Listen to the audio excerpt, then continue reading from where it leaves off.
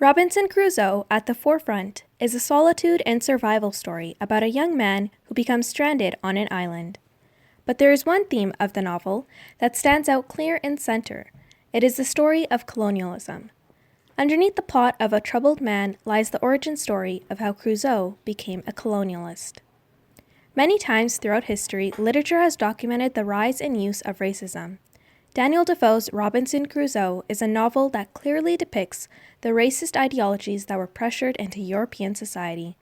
These ideologies were used to justify the evils that were committed by colonialists in order for their own capitalism. These beliefs and ideals were made so that the harms of colonialism were seen to be done for the greater good.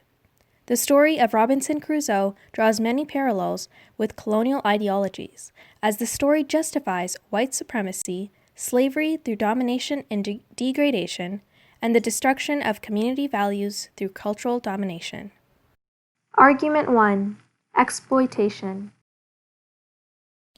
Daniel Defoe's novel reads through one particular theme that is maintained. That is exploitation at the expense of people of color.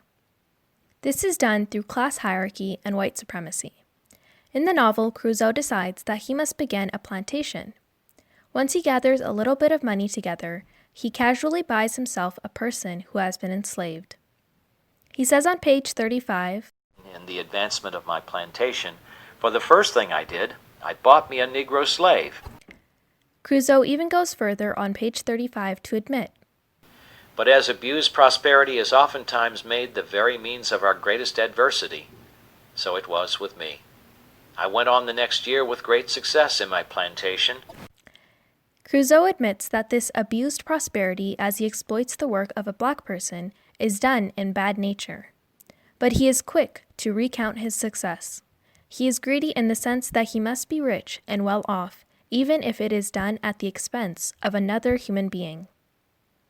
Similarly, colonial ideologies taught white masses that slavery and colonialism was a necessary evil for the greater good.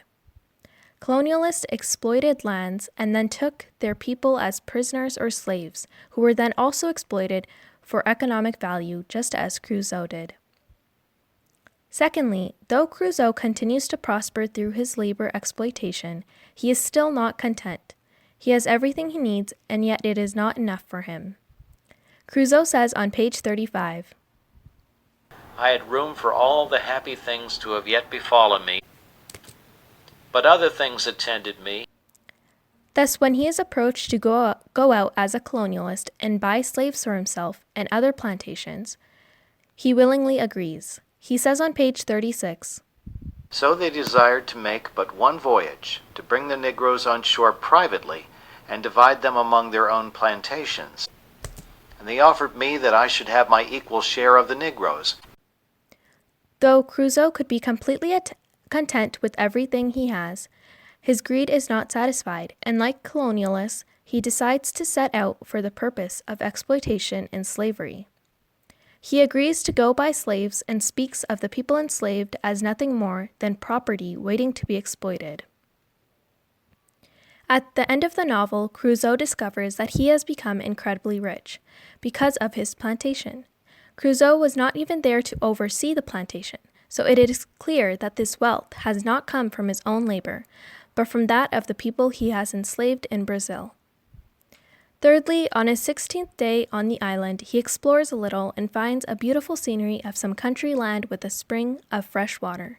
Crusoe says on page 98, "I descended a little on the side of that delicious vale, surveying it with a secret kind of pleasure, though mixed with my other afflicting thoughts, to think that this was all my own, that I was king and lord of all this country indefensibly, and had a right of possession, and if I could convey it, I might have it in inheritance as completely as any lord of a manor in England."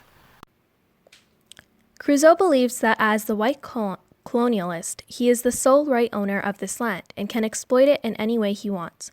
He decides that he has some sort of divine right in owning his land, as he calls himself the king. He believes he has a territorial right to possess the land. This is similar to many colonial ideologies in which there was a political dominance over foreign colonized lands in order for economic and labor exploitation. Argument 2. White supremacy. Robinson Crusoe by Daniel Defoe is widely known as the first novel ever. Thus, Crusoe represents the first colonial mind in fiction. It is then in turn Friday who represents the many who were enslaved by colonialists. Whenever Crusoe has an encounter with a person of color, he has an automatic, unspoken declaration in which he deems himself as better and views himself as the master. Me, master. He does this to reaffirm his own white supremacy and degrades people of color to make sure that others know this as well. For instance, when he first meets Friday, he degrades him immediately, attempting to reaffirm his own supremacy. He degrades Friday's racial features and instead compares him to Eurocentric and white beauty. He says on page 194 that Friday had all the sweetness and softness of a European in his countenance, too, especially when he smiled. His hair was long and black, not curled like wool.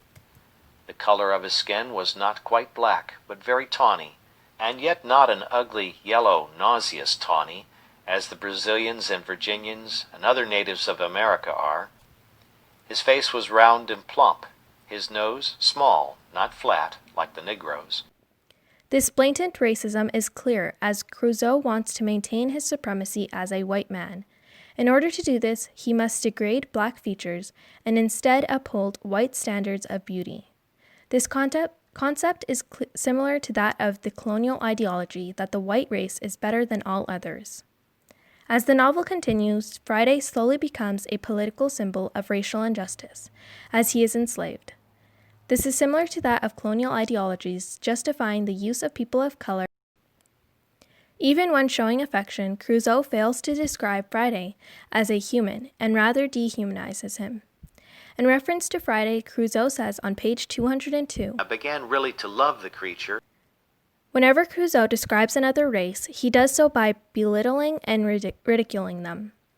He says on page 26 that we were sailed on to the southward, to the truly barbarian coast, where whole nations of Negroes were sure to surround us with their canoes and destroy us, where we could not go on shore but we should be devoured by savage beasts, or more merciless savages of humankind. He antagonizes black people and reinforces rumors heard of them. Crusoe treats them not as human beings, but rather as an entirely different species capable of dangerous and inhumane horrors. This ties in with colonial ideologies, which used propaganda that black people were less than and had a need to be controlled. This was done to justify the horrors done to people enslaved. Argument 3. Assimilation. Crusoe assimilates Friday. This is equivalent to how colonial ideologies were followed on the basis that the colonialist would assimilate native people in order to dominate and maintain full control. For instance, when Crusoe begins to know Friday, he asks Friday what god he believes in, and Friday answers that he believes in a god named Benebukki. It is then that Crusoe ultimately decides to convert Friday to Christianity. Crusoe says on page 204, From these things I began to instruct him in the knowledge of the true God. I told him that the great maker of all things lived up there, pointing up towards heaven. And thus by degrees I opened his eyes. He listened with great attention and received with pleasure the notion of Jesus Christ being sent to redeem us. Crusoe attempts to assimilate Friday by ridiculing Friday's God and making him instead accept Christianity. This is again just like colonialist ideologies in which the exploitation of people was justified under the guise of spreading and educating others on Christianity. Moreover, Crusoe assimilates Friday so that he does not speak his own language but rather English. Crusoe describes on page 208, In a little time I began to speak to him, and teach him to speak to me. And first, I let him know his name should be Friday. A key aspect of colonial ideology was to strip native people of their own languages and make them instead speak English. This is what Crusoe does. Furthermore, Crusoe assimilates how Friday looks and dresses. Instead of following his own traditions and culture, Crusoe forces Friday to look like him. Crusoe says on page 196, "And there I fell to work for my man Friday, and first of all I gave him a pair of linen drawers, and which with a little alteration fitted him very well. And then I made him a jerkin of goat's skin, and I gave him a cap which I made of hare's skin, very convenient and fashionable enough. And thus he was clothed for the present tolerably well, and was mighty well pleased to see himself almost as well clothed as his master." Crusoe forces Friday to assimilate to Crusoe's culture. In return, Crusoe completely washes away Friday's own culture and traditions. Colonialist ideology draws a comparison to this, as one of the main works of colonialism was to strip Native people of their own heritage in order to maintain full power and control over masses of people.